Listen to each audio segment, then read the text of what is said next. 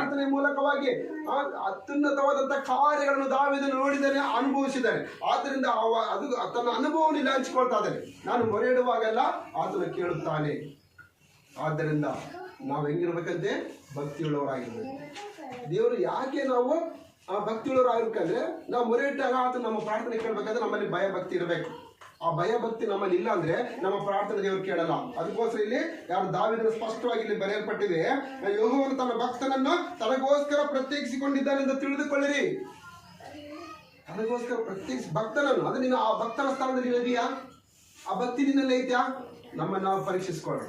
ಇನ್ನು ನಿನ್ನ ಪ್ರಾರ್ಥನೆ ದೇವರು ಕೇಳ್ತಾ ಇಲ್ಲ ಅಂತಂದ್ರೆ ನಿನ್ನಲ್ಲಿ ಆ ಭಯ ಭಕ್ತಿ ಇಲ್ಲ ನಿನ್ನಲ್ಲಿ ಅಂತ ಅರ್ಥ. ಇಲ್ಲ, ನೀನು ಪ್ರಾರ್ಥನೆ ಮಾಡಿದಾಗೆಲ್ಲ ನೀನು ಸದುತ್ತರ ನೋಡ್ತಾ ಇದ್ದೀನಿ, ನೀನು ಹೊಂದಿಕೊಳ್ತಾ ಇದ್ದೀನಿ, ನಿನ್ನ ಪ್ರಾರ್ಥನೆ ಉತ್ತರ ಸಿಗ್ತಾ ಇದೆ ಅಂದ್ರೆ ಆ ಭಯ ಭಕ್ತಿ ನಿನ್ನಲ್ಲಿ ಐತಾ ಅಂತ ಅರ್ಥ. ಹಲ್ಲೆಲೂಯಾ. ನಮ್ಮ ನಾವು ಪರೀಕ್ಷಿಸ್ಕೊಳ್ಳೋಣ. ಎಷ್ಟೋ ಸಲ ಬಂದು ಪಾಸ್ಟ್ ಹತ್ರ ಬಂದು ನಾವು ವೇದನೆ ಪಡ್ತಾ ಇರ್ತೀವಿ. ಪಾಸ್ಟ್ ಹತ್ರ ಬಂದು ನನಗೆ ಕಷ್ಟ ಐತೆ, ಕಣ್ಣೀರೈತೆ, ರೋಗ ಐತೆ, ಅದು ಇನ್ನೂ ನಿವಾರಣೆ ಆಗ್ತಾ ಇಲ್ಲ, ಸಾಲ ಇನ್ನೂ ತೀರ್ತಾ ಇಲ್ಲ ಅಂತೇಳಿ ದೇವಸ್ಥಾನಕ್ಕೆ ಪ್ರಾರ್ಥನೆ ಮಾಡ್ತೀವಿ. ಹಗಲು ರಾತ್ರಿ ಪ್ರಾರ್ಥನೆ ಮಾಡ್ತೀವಿ. ಆದರೆ ಅದು ಎರಡು ಕೈ ಹೊಡೆದ್ರೆ ಮಾತ್ರ ಚಪ್ಪಾಳೆ. ಹೌದು, ಒಂದೇ ಕೈಯಿಂದ ಸೌಂಡ್ ಬರ್ತದ, ಅದು ಚಪ್ಪಾಳೆ ಅಂತ ಕೂಡ ಅದನ್ನ ಅಂತಾರ ಜನ. ಚಪ್ಪಾಳೆ ಅಂತ ಒಂದ್ ಕೈಯಿಂದ ನಾವು ಇದು ಮಾಡಿದ್ರೆ ಅದನ್ನ ಚಪ್ಪಾಳೆ ಅಂತಾರ? ಸಾಧ್ಯವಿಲ್ಲ. ನೀನು ಎರಡು ಕೈ ಜೋಡಿಸಿದಾಗ ಮಾತ್ರ ಅಲ್ಲಿ ಚಪ್ಪಾಳೆ, ಅದರಿಂದ ಸೌಂಡ್ ಹೊರಗೆ ಬರ್ತದೆ.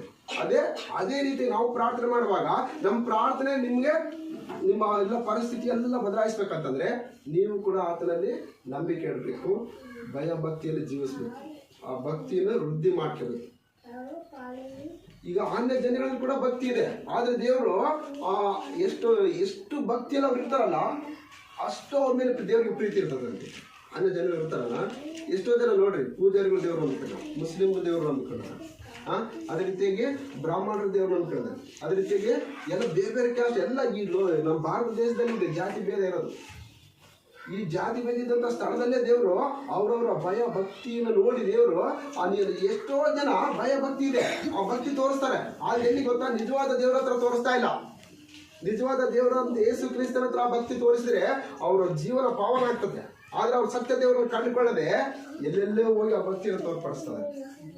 ಲಾಸ್ಟ್ಗೆ ಅಂಥವ್ರನ್ನ ದೇವ್ರು ನೋಡಿ ಕೆಲವೊಂದು ಸಲ ದೇವ್ರು ಏನ್ ಮಾಡೋದು ಗೊತ್ತಾ? ಅವರಿದ್ದಂಥ ಭಕ್ತಿ ಪರಾಕಾಷ್ಠಿಗೆ ಮೂಡಿದಾಗ ಒಬ್ಬ ವ್ಯಕ್ತಿನ ಅಲ್ಲಿ ಕಳಿಸಿ ಅವ್ರಿಗೆ ಸುವಾರ್ತೆ ಹೇಳಿ ಅವ್ರನ್ನ ಮಾರ್ಪಾಡಿಸಿದ ಎಷ್ಟೋ ಗಳಿಗೆ ಹೇಳಿದ.